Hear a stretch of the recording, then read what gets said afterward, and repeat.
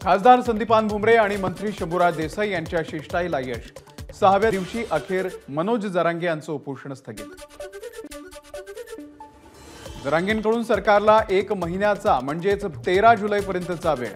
ओबीसीतून मराठ्यांना हक्काचं आरक्षण द्या, जरांगेंची सरकारकडे मुख्य मागणी। एका महिन्यात मागण्या मान्य झाल्या नाही तर निवडणुकीमध्ये उतरणार, नाव घेऊन उमेदवारांना पाडणार, मनोज जरांगे यांचा राज्य सरकारला इशारा। काँग्रेसचे खासदार वसंतराव चव्हाण यांच्यासह आमदार मोहन हंबर्डे यांनी घेतली मनोज जरांगेंची भेट। जरांगेंच्या आंदोलनाला दिला पाठिंबा। यावेळी नांदेड काँग्रेसचे पदाधिकारी उपस्थित। अंतरवाली सराटीमध्ये महिला आंदोलकांकडून विरोधी पक्षनेते अंबादास दानवे यांना अडवलं। मराठा आंदोलनासंदर्भात कोणती भूमिका घेणार ते सांगा, महिला आंदोलकांचा दानवेंकडे आग्रह। मराठा आरक्षणाच्या मागणीसाठी खासदार नागेश पाटील आष्टीकर राष्ट्रपतींना भेटणार, तर जरांगेंच्या मागणीकडे शासन दुर्लक्ष करत असल्याचा केला आरोप। मनोज जरांगे आणि मराठा समाजाची मागणी लवकरच मान्य होईल, त्यांनी प्रकृतीची काळजी घ्यावी। आमदार अभिमन्यू पवार यांची मुख्यमंत्री एकनाथ शिंदे यांची भेट घेतल्यानंतर प्रतिक्रिया। जरांगे पाटील यांच्या प्रकृतीची काळजी करून लवकर तोडगा काढावा, बीडचे नवनिर्वाचित खासदार बजरंग सोनावणे यांची मागणी।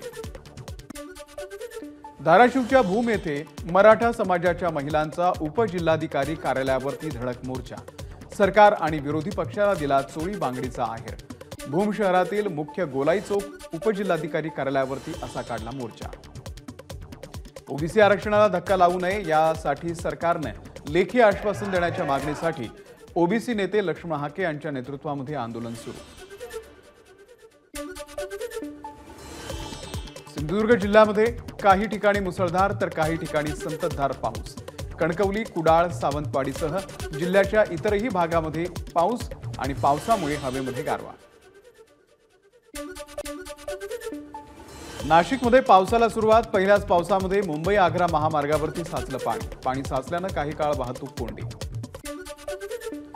नाशिकमध्ये उड्डाणपुलावरून खाली कोसळणाऱ्या पाण्याला धबधब्याचं स्वरूप। उड्डाणपुलाखाली अर्धवट अवस्थेमध्ये पाईप असल्यानं पुलावरून धोधो पाणी रस्त्यावरती। राष्ट्रीय महामार्ग प्राधिकरणाच्या गलथान कारभारामुळे वाहन चालकांना मनस्ताप। तासभर आलेल्या पावसामुळे जळगावच्या काही भागामध्ये पाणीच पाणी। तहसील कार्यालयातही पावसाचं पाणी शिरल्यानं कर्मचाऱ्यांची तारांबळ। अणुस्कुरा घाटामध्ये दरड कोसळल्यामुळे रात्रभर हा मार्ग वाहतुकीसाठी बंद होता। दरड हटवण्याचं काम पूर्ण झाल्यानंतर मार्ग पुन्हा एकदा सुरू करण्यात येणार। राजापूरच्या उपविभागीय अधिकारी वैशाली माने यांची माहिती। सांगलीच्या तासगाव तालुक्यातल्या अंजनी भागामध्ये मुसळधार पाऊस। द्राक्ष बागांमध्ये साचलं गुडघाभर पाणी।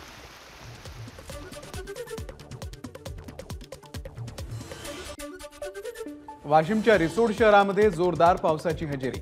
शेतकऱ्यांमध्ये आनंदाचं वातावरण।